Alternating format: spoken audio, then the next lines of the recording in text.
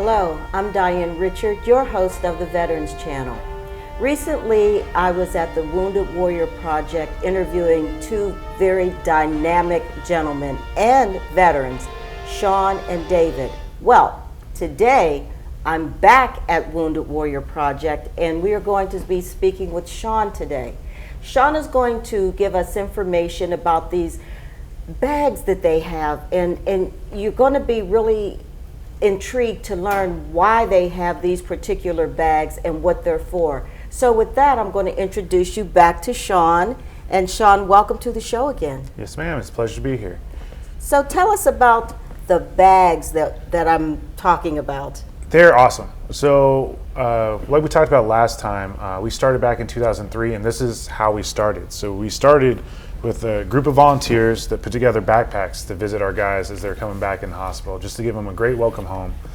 And from there we've expanded, but the one thing that we have never changed is staying true to our ethos of being there for those veterans on their way back. So we still do the bedside visits. The things that are in these backpacks, you'd expect a wide variety of things, but it's the simple things that really matter. I know it'll be kind of harder to see, but it's care items. It's socks. Everybody needs socks. Socks, underwear, shirts, a change of clothes, just so they can have bring back normalcy.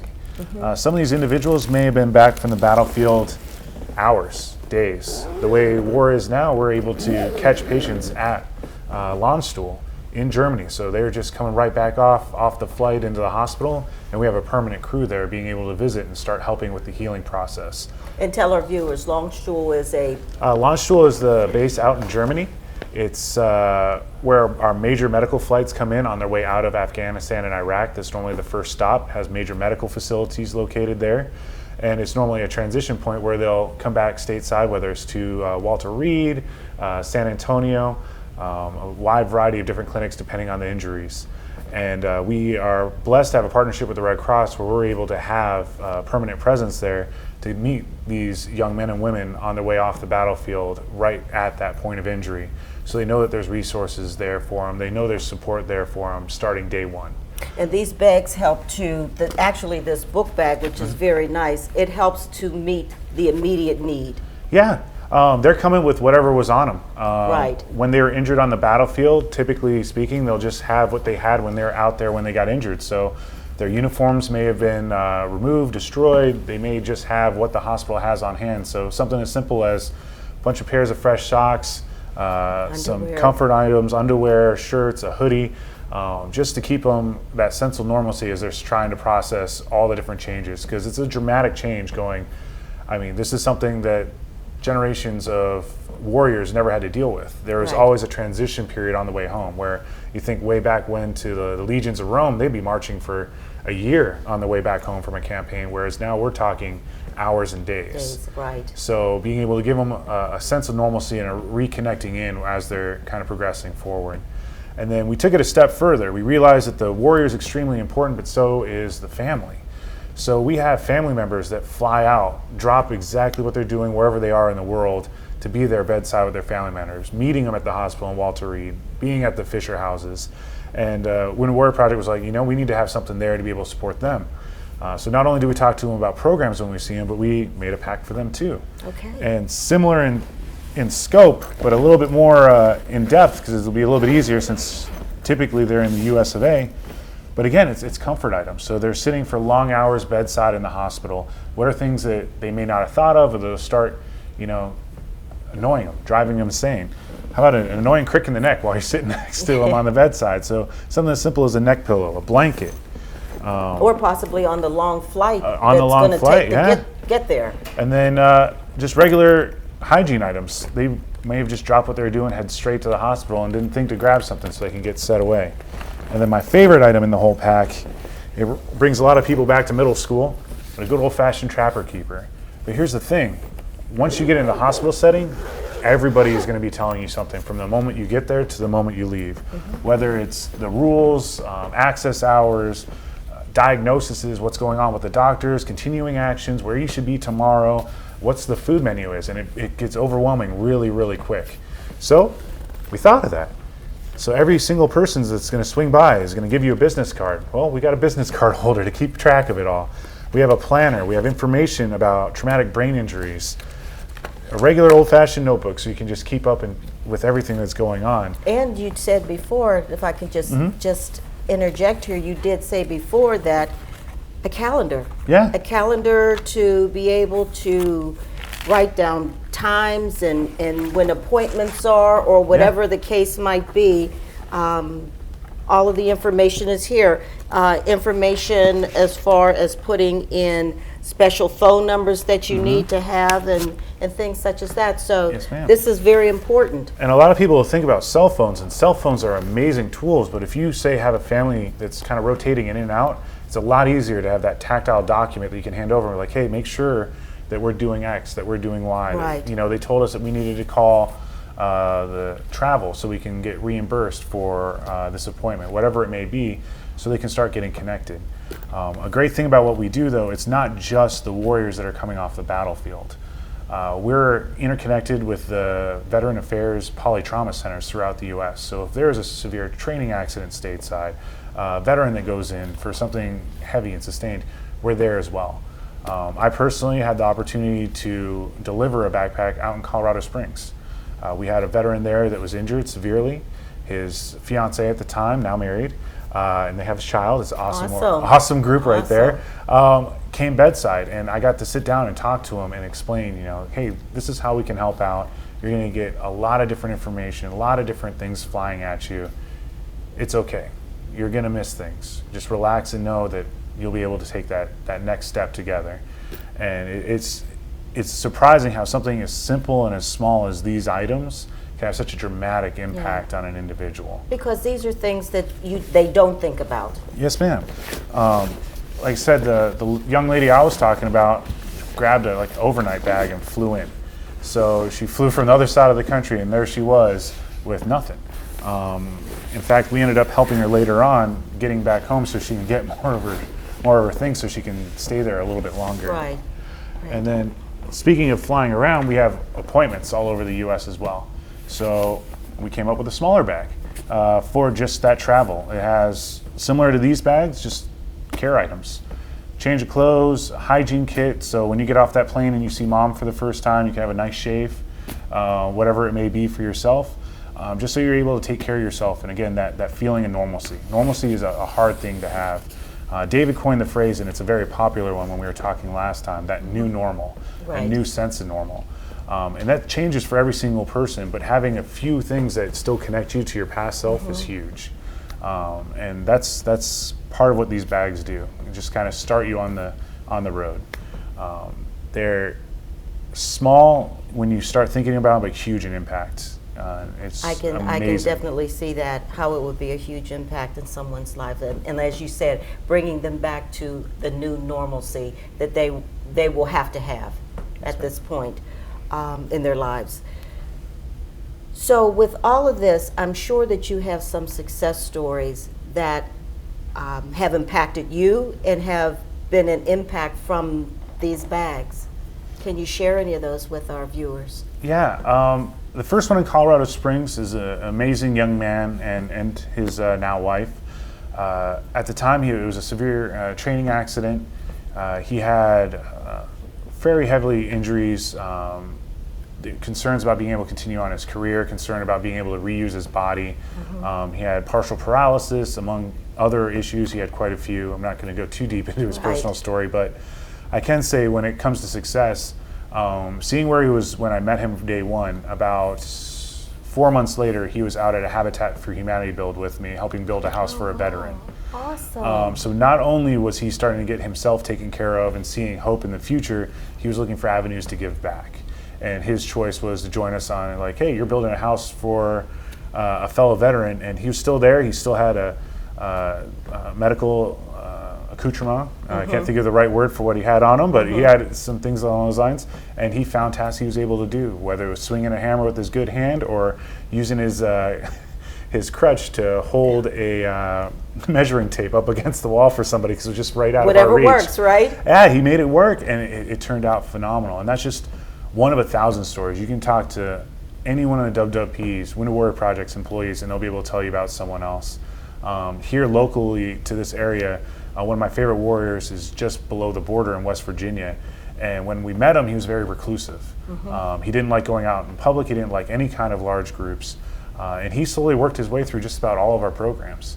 So he's did the Wounded Warrior Project Talk program that I talked about last time. He's done an Odyssey. He did our Soldier Ride. The culminating moment to us as he worked his way progressively more and more, gaining more, going towards his goals, is he actually attended our annual ball that we hold here in Pittsburgh. And he was surrounded by about 150 people, dressed to the nines, looking really good in his suit. And his wife came up in tears because she wasn't sure if that was the person that she was going to get to see again. And just seeing that reconnection where they're just out and about and just having fun, joy, from where they were when we started, where it was, I can't fly, I can't go to this, I can't do that, to, you know what, I'll give that a shot. I'd love to try that. And just that shift in mentality from the canism to the, you know what, I'll give it a shot. It's awesome. Some of these warriors have had very long and hard and arduous journeys. And just to see them be able to come back and make a difference, not only in someone else's life, but really make a difference in their lives as well, that says volumes for the Wounded Warrior Project to be able to help facilitate that to a lot of people who may otherwise not, as you say, feel the way that they should feel, or the wife saying that I didn't know if this was the person, if I would know this person or whatever. So, I mean, it's very important that, this, I just can't say enough about the Wounded Warrior Project and everything that you do. So take us back again for our viewers on the journey regarding the types of programs that you have, because I think that's very important. Yes, ma'am. Going over our main programs, we have our mental health wing. The gold standard for us typically is the Project Odyssey. It's kind of what we're known for. It's 3 to 5 days of experiential learning. They do everything from whitewater rafting to high ropes courses, things that are going to invigorate them, that are going to stimulate them. And then in between those, they get to learn resiliency skills. During those, we'll have typically 2 of our teammates as well as a trained therapist on hand to kind of go through those skills and kind of build on. The great thing about that is afterwards there's also follow-up where you get to check in not only individually with our teammate here, but typically we have group calls, things along those lines, so you can stay connected with those individuals that you went through that experience with. We also have the Warrior Care Network, which is our partnership with 4 major medical institutes across the nation, where you get to do 2 to 3 weeks of intensive outpatient care. Anywhere from 60, 90 hours of mental health treatment. And in that, several of the programs, you can actually bring your caregiver into it, which is unique and amazing, where they actually get incorporated into your wellness plan for the future. So they have an idea of what's going on, and when they get home, they know how to be able to assist in the healing process, assist them in those steps moving forward. Those 4 places, are those strictly military installations? No. Or they're just regular hospitals? Regular hospitals, but that have dedicated and partnered with Wounded Warrior Project in support of veterans. So the programs they'll be in cohorts with fellow veterans and get to work together towards that common goal. They'll have their individual side and the group side, so they can attack the problem in multiple facets. And everyone I've ever met that's come back from it has called it life-altering. It is absolutely amazing seeing the transition of an individual before and after. And with the Odyssey program, now this picture behind us, this warrior here, this is part of the Odyssey program? Yes, ma'am. So our Project Odysseys happen nationwide. So it's maybe they'll be doing high roping. They might be doing whitewater rafting. They might be swimming with dolphins. It's really what region they're in. We try to pull local warriors as best we can into those regions. So we're getting them kind of out of their comfort zone, trying things that they might say, I'm never going to be able to do that. I never would have been able to do that before my injury. Why do you think I'm going to be able to do that now? And pushing them. But it's all challenge by choice. So they get the opportunity. Forced to do anything. Nobody's forced to do anything, but it's amazing to be able to see that, again, that transition where it's a group telling you, no, man, you got this. We got your back. We're going to be able to do this together. you're not alone. And that's a huge concept as well for a lot of our events, is gaining that connection, letting veterans know they aren't alone, whether it's helping them reconnect with their family, the veteran community, or just their community at large. It's letting them know they are not alone, and there is a lot of amazing resources out there for them. Awesome. Awesome. These programs are just, again, I can't say enough about the Wounded Warrior Project, because the veterans are very near and dear to me, and just the fact that there's programs like this to be able to help facilitate them back into the new normal, I just think is awesome. This is awesome. The one thing that I would like to highlight, Sure. that we didn't end up hitting, is our government relations team, actually. Okay. We have an amazing team based in Washington, D.C. that's on Capitol Hill stumping every single day, talking about veteran issues. We've been instrumental in a lot of key legislations that have supported veterans. A big one is the Traumatic Service Group life insurance. What that is in addition to a military member on active duty service's normal life insurance, is for traumatic injuries. Somebody who's had a limb loss, inability to do activities of daily living, and they get a monetary sum to help support, help modify, help change what's going on, and show, there is afterlying effects that they're going to need that additional support with. So typically it maxes out at 100,000, depending on the injuries, of Right. different amounts to be able to support those veterans in the transition. Another big bill that we did a lot with is the Caregivers Act, where now the VA is paying for caregivers to be able to support the veterans. Those caregivers are moms, sisters, wives, and being able to get a stipend so they can possibly step away from work and be that full-on caregiver for their spouse. So the work we do isn't just that one-on-one. We also look at that bigger picture, and our government relations team knocks it out of the park every day. So the government relations teams, are they individuals who are veterans, or they could be anyone, attorneys or anyone that's for the cause? Oh, that's the best part about Wounded Warrior Project. You never know what you're going to get. Never. So we got veterans, and we have amazing civilians. We have Wonderful. a mix, and there's no emphasis put on either side. Okay. To us, you're just a teammate that's here on the bus with Wounded Warrior Project trying to support veterans. So I do know that there are veterans on that team, but I also know that there's civilians in support as well. Whether or not they have a military background, everybody that's with Wounded Warrior Project has shown just an absolute passion for supporting veterans. So I'd like to say it really it's not the biggest hallmark on whether or not we're going to be a successful organization, because we just have the most amazing teammates regardless of their military background. And that in itself is amazing. You have a myriad of all different types of people working together for one common purpose, and that's to help the warriors. Yes, ma'am. Through their transitions, through their journeys, through good times and bad times that they didn't think that they'd ever come back to or from. So kudos to the Wounded Warrior Project. I think the biggest point that we have is that we wouldn't be able to do this if it wasn't for American citizens, the ones that are out there that donate, the family members that are there, their support. I'll be honest, the most humbling moment in the world, though, when it comes to our donors, is when it's a veteran that's donating back. When it is one of our wounded service members that are letting us know, like, hey, I'm giving up this. We have a veteran right now in West Virginia that's giving up his time. He makes knives and blacksmiths and builds with his hands, and he's like, this is a great skill I'd love to be able to teach my fellow veterans.